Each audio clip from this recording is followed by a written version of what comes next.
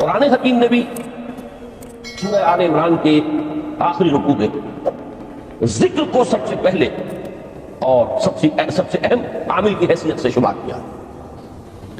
چنانچہ اس کی پہلی آیت جو ہے سورہ آل عمران کے آخری رکوع کی، اس میں تو وہی مضمون جو میں بیان کر چکا وہ آیا ہے، ان فی خلق السماوات والارض واختلاف اللیل والنہار لآیات لأولی الالباب.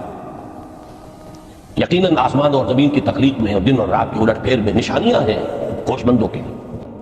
ان کے ذریعے سے انسانی شعور کے اندر وہ معرفت رب اجاگر ہوگی. وہ پہلا مرحلہ اس نے طے کر لیا، وہ ڈورمنٹ معرفت اب ایکٹیویٹ ہو گئی.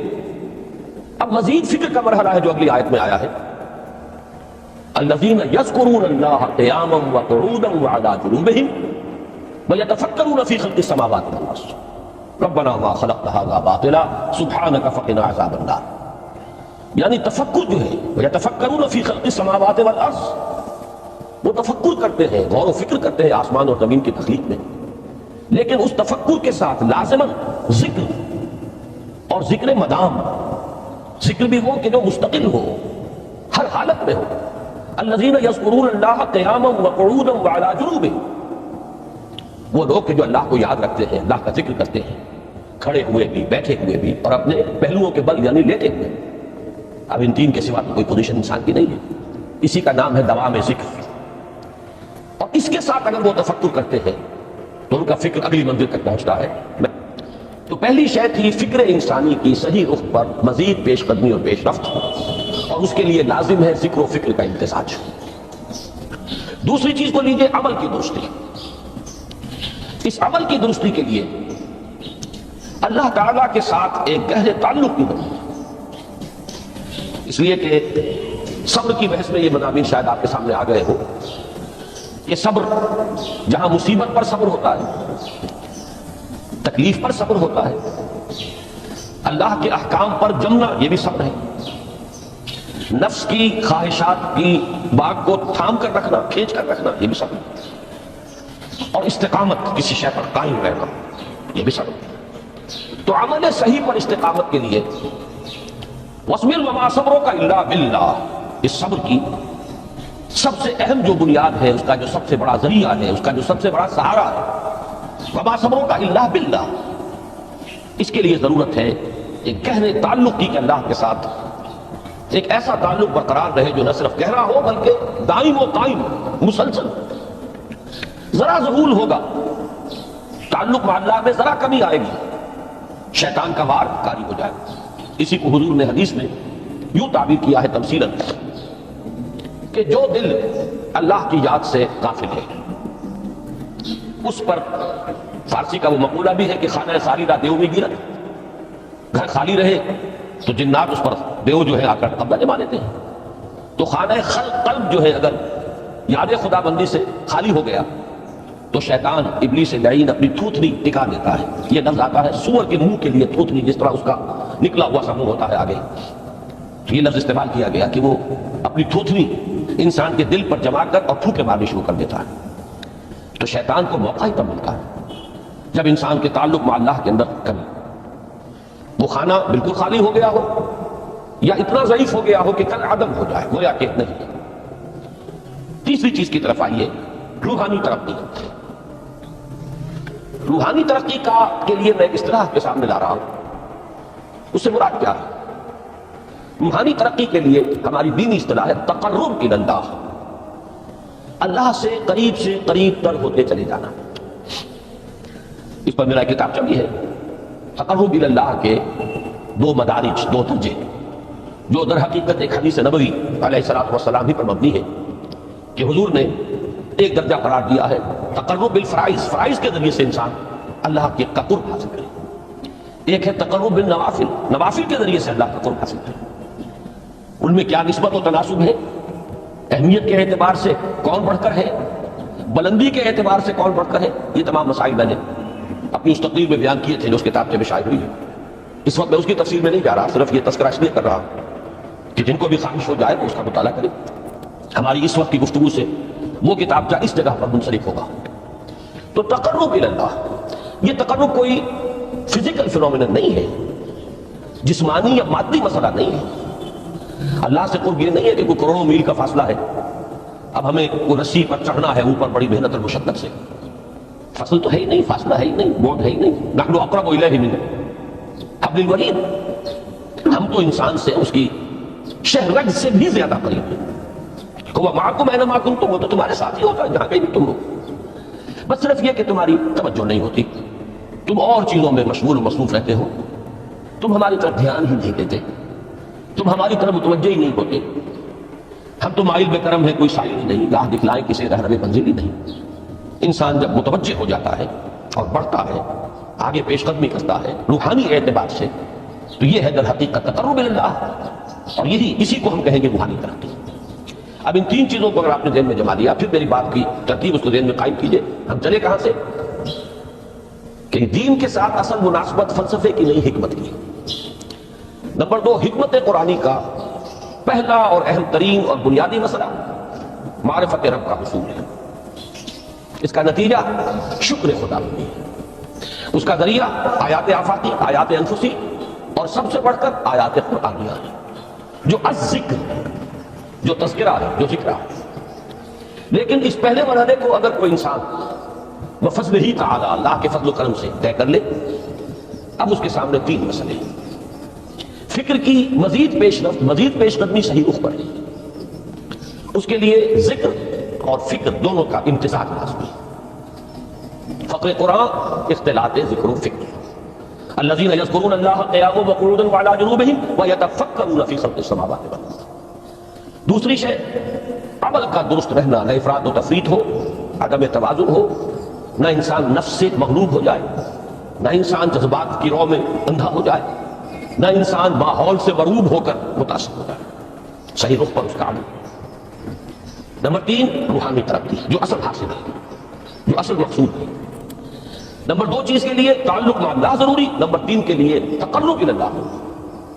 اب غور کیجئے، ان تینوں چیزوں کا بڑا گہرا تعلق ہے نماز کے ساتھ، ان تینوں کے لیے ستون کی حیثیت نماز ہے۔ لہذا ایمان کے بعد یا معرفت رب کے بعد حکمت دین کا اہم ترین مسئلہ نماز، صلاۃ۔ اس لیے کہ ایک طرف یہ انسان کو اللہ کے ساتھ ایک گہرے تعلق کا ذریعہ فراہم کرتی ہے، اپنے تمام مصروفیات میں سے، ان مشغولیتوں میں جن میں گم ہونے کا خدشہ ہوتا ہے، نکلو۔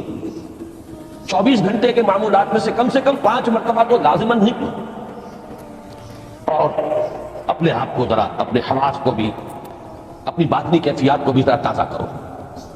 اگر کوئی گندگی، نجاست، کسی طرح کی ناپاکی کا کوئی معاملہ ہے، طہارت حاصل کرو۔ طہارت سے تمہارے اندر روح کو بھی بالغگی ہوگی، تمہارے حواس بھی تازہ ہوں گے، تم گویا کہ بحیثیت کل تمہاری ہستی چاق و چوبند ہو جائے گی۔ وہ کسل، وہ سستیاں، وہ جو ایک کثافتیں ہوتی ہیں، ان سب سے نجات حاصل کرو، اور اب اپنے رب کے حضور میں کھڑے ہو جاؤ، اس کے ساتھ اپنا عہد بھی تازہ کرو، اس کی اہم صفات کو بھی اپنے ذہن میں پھر مستحضر کرو۔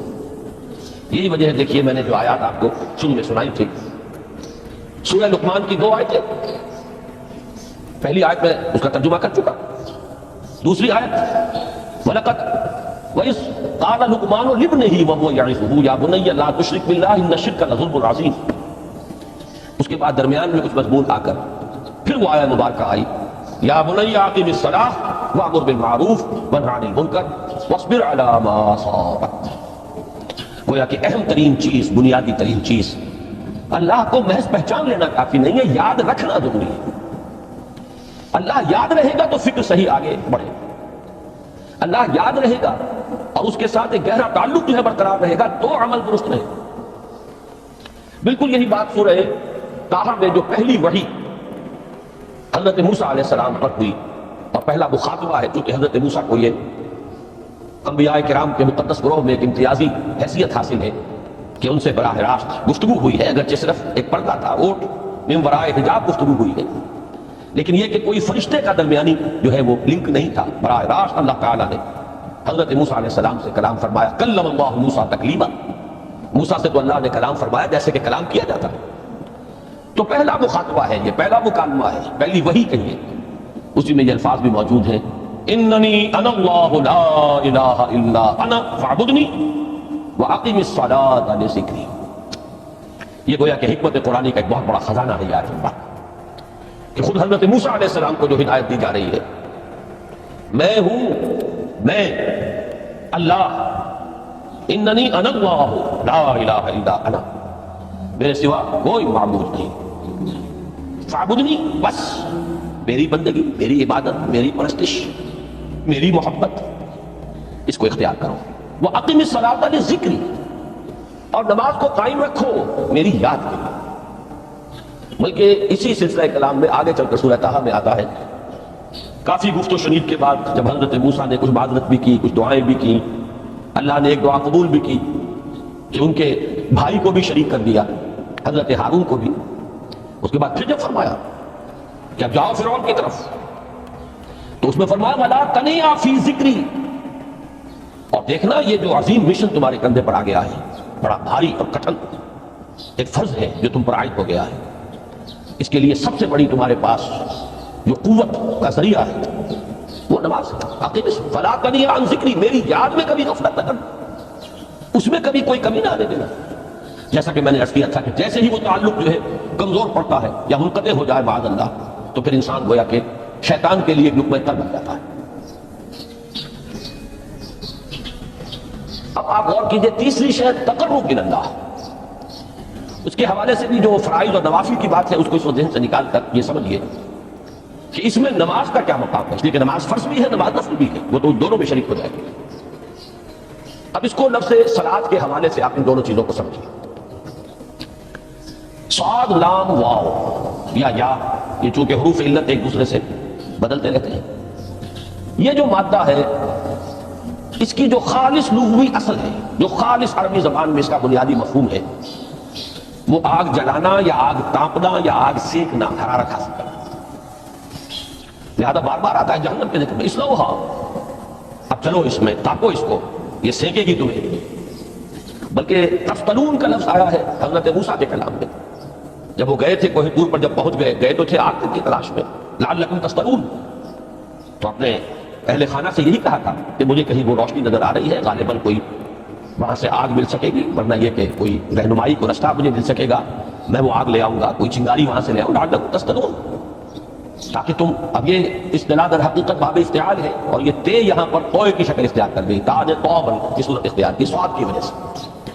بہرحال اس کا سب سے بنیادی مفہوم جو ہے وہ ہے تاپنا، سکائی حاصل کرنا، حرارت. اس کے حوالے سے سمجھ لیجئے کہ سب سے بنیادی تعلق اس کا جو ہے وہ روح کے ساتھ ہے. روح میں محبت خداوندی کی آگ اگر ٹھنڈی پڑ گئی ہو، اگر محبت خداوندی کی حرارت میں کمی ہو گئی تو اس کو اثر نو، جس کو کہ میں آج سوچ رہا تھا تو ایک لفظ ذہن میں آیا کہ جیسے بیٹری اس کو ریچارج کیا جاتا ہے، اسی طریقے سے روح کے اندر محبت خداوندی کی اس حرارت کو اثر نو تازہ کرنا، یہ ہے در حقیقت نماز کا اصل مقصد. اس لیے کہ اس لفظ کا بنیادی مفہوم، اصل لغوی مفہوم تو یہ، اگرچہ اس کا سب سے زیادہ کثرت سے جو استعمال ہوتا ہے، اور لفظ صلاۃ جس سے در حقیقت جس تصور پر مبنی ہے وہ ہے اقدام، کسی کی طرف متوجہ ہونا، اور پھر دعا. صلاۃ کا سب سے قریبی مفہوم لفظی بیان کیا جائے گا، اس سے مراد، اس کے معنی تو دعا اس میں اہم ترین، کسی کی طرف توجہ کرنا، مناجات کرنا، گفتگو کرنا، مخاطبہ، مکالمہ، دعا، یہ در حقیقت صلاۃ کا سب سے بڑا اصطلاحی مفہوم ہے. لیکن جو اس کا مادہ ہے صاد لام واو یا صاد لام یا، اس کا اصل مفہوم جو ہے وہ تاپنا، حرارت حاصل کرنا. تو ان دونوں کے حوالے سے عرض کر رہا ہوں، وہ تاپنا اور حرارت حاصل کرنا وہ ہے روح کے اعتبار سے. وہ جو کہا اقبال نے کہ مجھے عشق کی آگ اندھیر ہے، مسلمان نہیں راہ کا ڈھیر. یہ عشق کی آگ جب بجھ جاتی ہے، در حقیقت یہی تو انسان کی روحانی موت ہے. جب یہ نہ رہے تو چاہے منطق میں بہت انسان ماہر ہو. مجھے اقبال کا ایک شعر یاد آیا تقابل کرتے ہوئے، ایک انسان محکوم اور ایک انسان حر، آزاد انسان، ان کی نفسیات میں جو بنیادی فرق علامہ اقبال نے مختلف مواقع پر بیان کیے ہیں. محکوم ہے بیگانہ اخلاص و مروت، ہر چند کے منطق کی دلیلوں میں ہے چالاک. تو منطق کی دلیلوں میں انسان چالاک ہو جائے اور وہ لغت ہائے حجازی کا وہ ایک خزانہ بن جائے، اسے تمام الفاظ کے معنی یاد ہو، وہ بڑے مسائل فقہ کے اسے ازبر ہو، جزیات بے انتہا جزیات جو ہے وہ مستحضر ہو، فلسفے کے بڑے بڑے مسئلے اس نے حل کر لیے ہیں، لیکن اگر روح میں وہ اللہ کی محبت کی آگ نہیں ہے، وہ تپش نہیں، مجھے عشق کی آگ اندھیر ہے مسلمان نہیں راگ کا ہے۔ اسی کے حوالے سے آج مجھے یاد آیا تھا کہ وہ جو بڑی سادہ سی ایک نظم ہے، اللہ تعالیٰ سے دعا یا رب دل مسلم کو وہ زندہ تمنا دے، اس میں بھی جو الفاظ آئے ہیں جو روح کو گرما دے اور قلب کو تڑپا دے، یہ ہے اصل جو مقصود ہے نماز کا۔ اور یہی وہ چیزیں جیسا کہ میں نے عرض کیا تھا کہ نگاہوں سے اوچھے، یہ پہلو سامنے ہے ہی نہیں، دوسرا پہلو سامنے ہے اور وہ بھی میرے نزدیک بہت اہم ہے، بہت بنیادی ہے، اس میں کوئی شک نہیں، لیکن یہ ہے بلند ترین منزل کہ تقرب الی اللہ، اس کے لیے در حقیقت یہ کس لیے درکار ہے؟ روح کے اندر عشق کی حرارت اور گرمی تازہ ہوتا ہے۔ بسا اوقات یہ اندر دب جاتی ہے، جیسے انگارہ ہوتا ہے آگ کا، اس کے اوپر خاک اور راکھ آ جاتی ہے، اندر کچھ ہوتی ہے، آگ دبی ہوئی سمجھ، آگ بجھی ہوئی نہ جان، اس دبی ہوئی آگ کو پھر ایک شعلہ بنانا، پھر اس کے اندر ایک حیات تازہ پیدا کرنا، یہ ہے نماز کا اہم ترین اور بلند ترین مقصد۔ لیکن اس کے ساتھ ہی اس نماز میں ذکر ہونا، اس کا یہ ذکر ہے، اور ذکر کی جب میں فہرست بیان کیا کرتا ہوں بہت سے حضرات کے سامنے ہوگا کہ ذکر کا در حقیقت مفہوم ہے استحضار اللہ فی القلب۔ ہمارے ہاں غلطی سے جو ذرائع ذکر ہے انہیں ذکر قرار دے دیا گیا ہے۔ نماز ذکر نہیں ہے، نماز ذکر کا ذریعہ ہے۔ اقیم الصلاۃ لذکری، نماز قائم کرو میرے ذکر کے لیے۔ یہ اللہ اللہ کہنا یا ادعیائے معصورہ جو حضور صلی اللہ علیہ وسلم کی مسنون دعائیں ہیں، انہیں اپنے تمام معمولات دنیاوی کے ساتھ ساتھ ان دعاؤں کو بھی انسان پڑھتا رہے، اللہ سے دعا کرتا رہے، یہ تمام ذرائع ذکر ہیں۔ سبحان اللہ الحمدللہ الحمدللہ، اس کا آپ ورد کیجئے، یہ بھی ذریعہ ذکر ہے۔ حقیقت میں ذکر ہے استحضار اللہ فی القلب، اللہ کو دل میں لے آنا، اللہ کو دل میں حاضر کر لینا، اصل میں تو ترجمہ ہوگا، لیکن حاضر جاننا، یہ کیفیت جو ہے انسان کو حاصل ہو جائے۔ اب اس کے حوالے سے ذرا بات سمجھیے کہ ایک تو میں عرض کر چکا ہوں مجسم ذکر تو قرآن ہے، لہذا ذکر کی فہرست جب آپ کریں گے ذرائع ذکر تو ان میں سب سے پہلے قرآن ہے، اس لیے کہ وہ ہماری حکمت کے پہلے مسئلے کو حل کر رہا ہے، بنیادی مسئلہ، اہم ترین مسئلہ۔ دوسرے نمبر پر ذکر جو ہے، اب اس کے لیے کچھ اصطلاحات جو میرے مختلف دروس میں شاید آپ کے سامنے بعد میں آئیں یا پہلی آ چکی ہو، ان کے حوالے سے میری بات سمجھیے۔ ایک ذکر غیابی ہے، تھرڈ پرسن میں، صیغہ غائب میں اللہ کیا، اللہ اکبر اللہ اکبر اللہ اکبر۔ اب یہ اللہ اکبر جو ہے یہ جملہ ہے اسمیہ خبریہ ہے، ایک حقیقت کا کی تکرار آپ کر رہے ہیں، اللہ سب سے بڑا ہے، اللہ سب سے بڑا ہے، سبحان اللہ سبحان اللہ سبحان اللہ۔ یہ در حقیقت ذکر غیابی ہے کہ آپ اس میں مخاطب نہیں ہیں اللہ سے، ایک ذکر خطابی کہیں یا ذکر حضوری کہیں، جس میں مکالمہ ہوتا ہے، جس میں گفتگو ہوتی ہے۔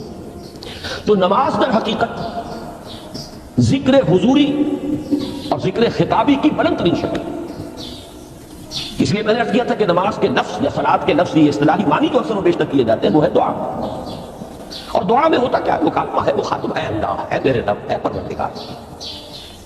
پھر یہ کہ اس میں اقدام اور کسی کی طرف متوجہ ہونا، یہی وجہ ہے کہ افتتاح صلاۃ، نماز کو شروع کرنے کے لیے ایک تو وہ الفاظ جو قرآن مجید میں آئے ہیں، انی وجہت وجہی للذی فطر السماوات والارض حنیفا وما انا من المشرکین، یہ ہے توجہ کا ارتکاز، بشرطے کہ یہ صرف الفاظ ہی نہ نکل رہے ہوں، واقعتاً یہ تعبیر ہو اس وقت کی انسان کی نفسیاتی کیفیت کہ شعوری طور پر وہ فیصلہ کرتا ہے کہ میں منقطع ہو رہا ہوں، ہر چہار طرف سے اپنی توجہ کو ہٹا کر، ہر مسئلے سے اپنے آپ کو خالی و ذہن کر کے، یعنی ظاہری اور باطنی دونوں اعتبار سے میں اپنی توجہ کا ارتکاز کر رہا ہوں اس ذات کی طرف جس نے آسمان اور زمین کو پیدا کیا، اور بالکل یکسو ہو کر رہا ہوں۔